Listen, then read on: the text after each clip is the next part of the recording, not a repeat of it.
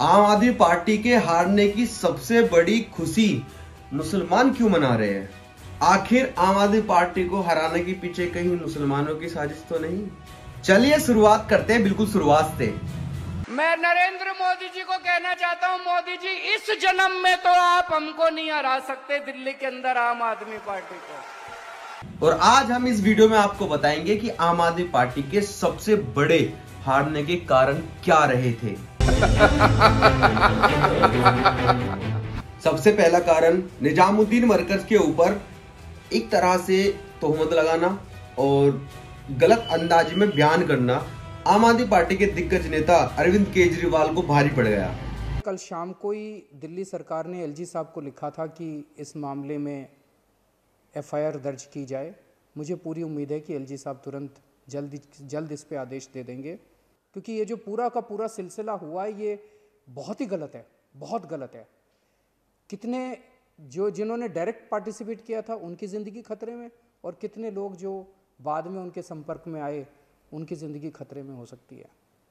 ऐसी हरकत हमें बिल्कुल नहीं करनी। ऐसे में सरकार को सख्त कार्रवाई करनी पड़ेगी और सरकार उसमें हिचकिचाएगी नहीं।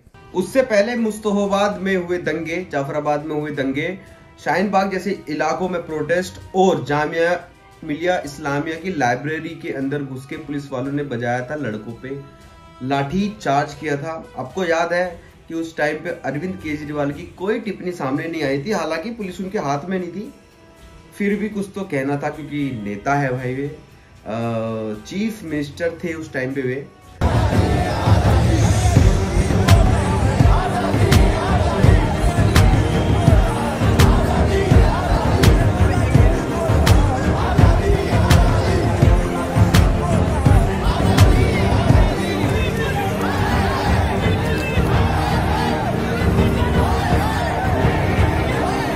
तीसरी सबसे बड़ी गलती इस इलेक्शन 2025 के अंदर मुस्लिम क्षेत्र में ना आना अरविंद केजरीवाल को भारी नुकसान दे गया, क्योंकि Arvind Kejriwal as a chief minister रह करके जैसे कि दूसरी पार्टी के बड़े बड़े नेता जैसे कांग्रेस पार्टी के अली अहमद साहब ने मुस्तफा जैसे क्षेत्र में प्रियंका गांधी को बुलवाया।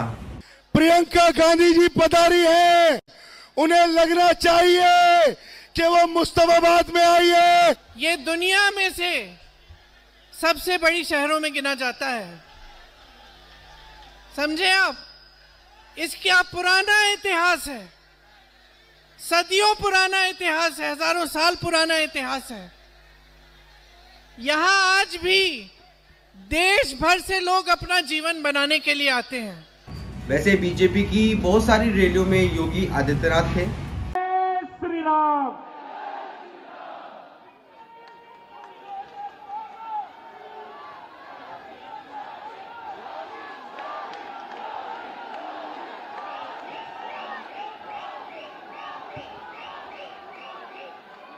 उसी तरह से अरविंद केजरीवाल को भी इलाकों में घूमना था, चूंकि वो घूमे मगर उन इलाकों को छोड़ दिया जो मुस्लिम बहुमूल्य इलाके थे। 10 सालों में मैंने उनकी शक्ल नहीं देखी अपने कॉलोनी में। जनता परिवर्तन चाहती थी, वो परिवर्तन हो गया। उनके अंदर गुरूर बहुत ज्यादा है। उनका माइंडसेट ये हो गया था कि हम लोग को ये सब चीज फ्री दे रहे, इसलिए हमको गवर्नमेंट जिता, हम लोग को पब्लिक जिताएगी।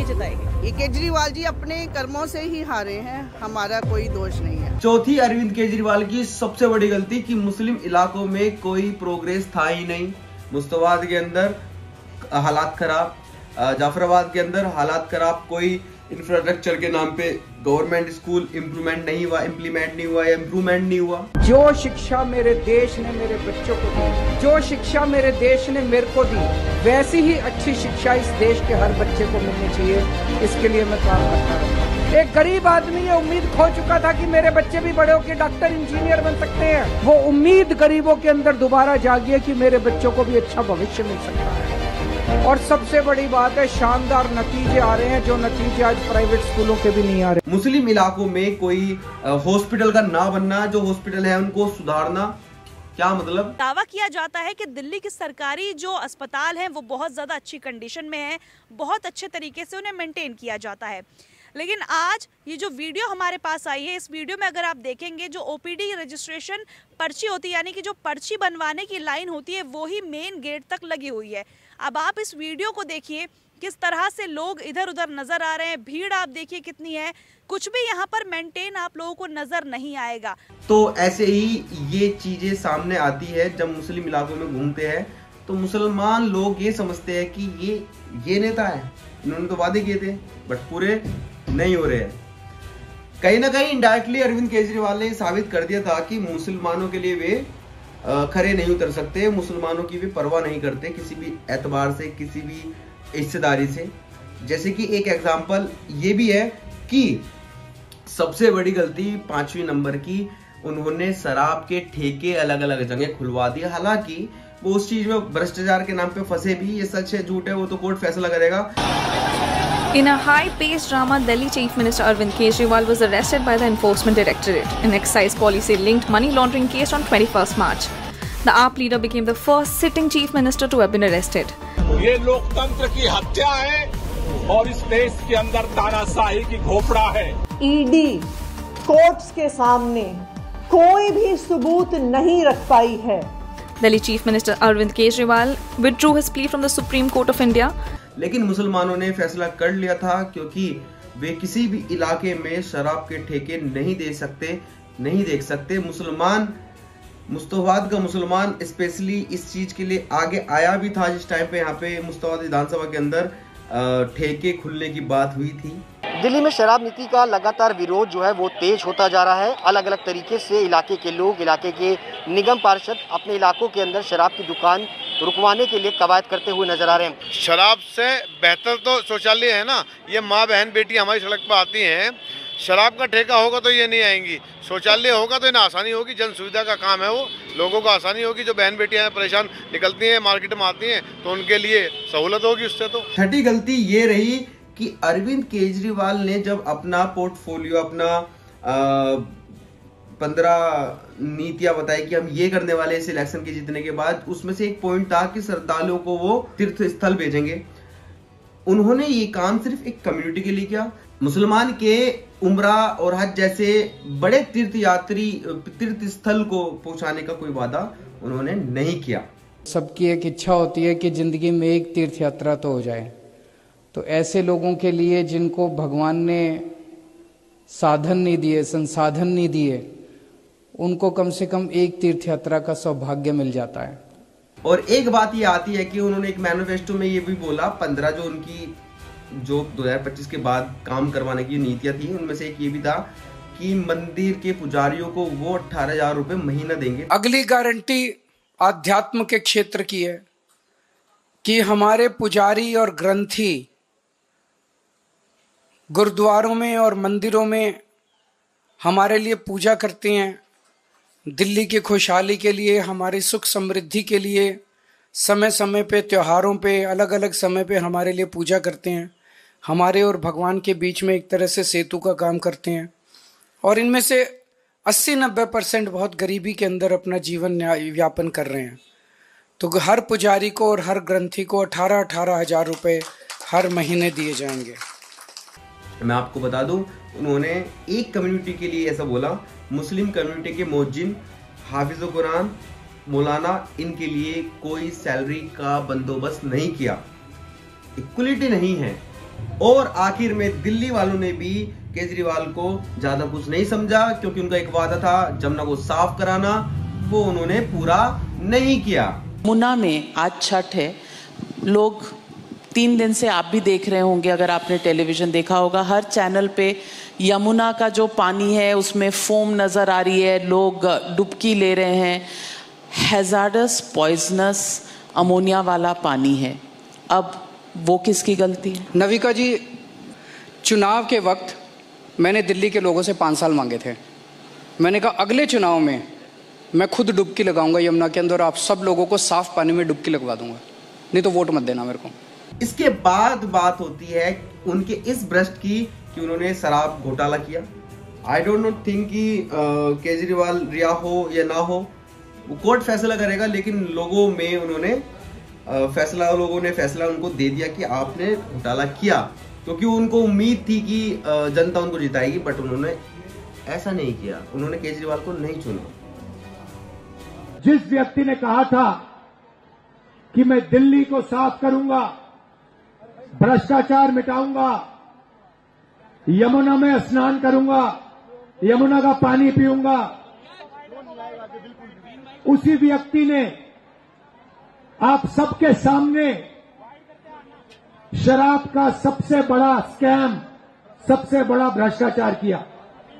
और आखिरी सबसे बड़ी गलती उनसे ये हुई कि उन्होंने जेल जाते वक्त इस्तीफा नहीं दिया। जेल में रह करके उसके बाद उन्होंने आतिशी को सीएम घोषित किया इस्तीफा दे करके। हालांकि इसके अलावा भी बहुत सारी चीजें भी कर सकते थे, बट वही सियासत। और एक इनकी कैंडिडेट है पुरानी आम आदमी पार्टी की, उनका ये बयान था कि अरविंद केजरीवाल गाली गलौज भी बहुत करते हैं। मैं ये मानती हूँ कि बहुत ज़रूरी है अरविंद केजरीवाल जी बैठें, मंथन करें। उन्हें गुस्सा इतना आता है, आज मैं जितना उनको जानती हूँ वो किसी भी हाल में इस वक्त मंथन के मूड में नहीं होंगे, वो इस वक्त गुस्से के मूड में ही होंगे। और अरविंद केजरीवाल जी का गुस्सा बड़ा खतरनाक है। उनको गुस्सा आता है वो चीज़ें तोड़ते हैं, उनको गुस्सा आता है वो गंदी गंदी गालियाँ देते हैं लोगों को। तो रवैया भी ठीक नहीं है, तो तानाशाह कौन? तो आखिर मैं आपसे यही बात पूछना चाहूंगा कि क्या वाकई मुसलमानों ने अरविंद केजरीवाल को सिंहासन से उखाड़ के फेंक दिया, या फिर बात कुछ और है? कमेंट सेक्शन में जरूर बताइए आपको क्या लगता है चुनावी मुद्दे में क्या क्या बातें रही है, क्या लोगों को चाहिए था और क्या लोगों को नहीं मिल पाया पिछले 5 साल। अभी के लिए बाय, अल्लाह हाफिज़, अस्सलाम वालेकुम। और बस प्यार बनाते रहिए, इस वीडियो को ज्यादा से ज्यादा शेयर कर दीजिए। धन्यवाद। आज दिल्ली के चुनाव के नतीजे आए हैं और जनता का जो भी निर्णय है, जनता का जो भी फैसला है, उसे हम पूरी विनम्रता के साथ स्वीकार करते हैं। जनता का निर्णय सर माथे पर। मैं भारतीय जनता पार्टी को इस जीत के लिए बहुत बहुत बधाई देता हूं और मैं उम्मीद करता हूं कि जिस उम्मीद के साथ और जिस आशा के साथ लोगों ने उनको बहुमत दिया है, वो उन सभी उम्मीदों और आशाओं पे पूरा उतरेंगे। हमने पिछले 10 साल में जनता ने जो मौका दिया हमें, उन 10 सालों में हमने बहुत सारे काम किए। शिक्षा के क्षेत्र में, स्वास्थ्य के क्षेत्र में, पानी के क्षेत्र में, बिजली के क्षेत्र में, और भी अलग अलग तरीके से लोगों को राहत पहुंचाने की कोशिश की उनकी ज़िंदगी में। और दिल्ली के इंफ्रास्ट्रक्चर को भी हमने सुधारने की कोशिश की। अब जो जनता ने हमें निर्णय दिया है, हम न केवल एक कंस्ट्रक्टिव ऑपोजिशन का रोल निभाएंगे, बल्कि हम समाज सेवा, जनता के सुख दुख में काम आना, व्यक्तिगत तौर पे जिसको भी जो ज़रूरत होगी, हम लोगों के सुख दुख में हमेशा काम आएंगे। क्योंकि हम राजनीति में कोई सत्ता के लिए नहीं आए, हम राजनीति को एक ज़रिया मानते हैं जिसके ज़रिए जनता की सेवा की जा सके, जिसके ज़रिए लोगों के सुख दुख में काम आया जा सके। वो काम हम करते रहेंगे और हमें आगे भी इसी तरह से जनता के सुख दुख में काम आना है। मैं आम आदमी पार्टी के सभी कार्यकर्ताओं को बहुत बहुत बधाई देना चाहता हूँ। वो बहुत शानदार चुनाव लड़े, बहुत मेहनत की, उन्होंने बहुत कुछ सहा इस पूरे चुनाव के दौरान। उन्होंने बहुत शानदार चुनाव लड़ा। इसके लिए मैं उन सबको, सभी कार्यकर्ताओं को बहुत बहुत बधाई देना चाहता हूँ।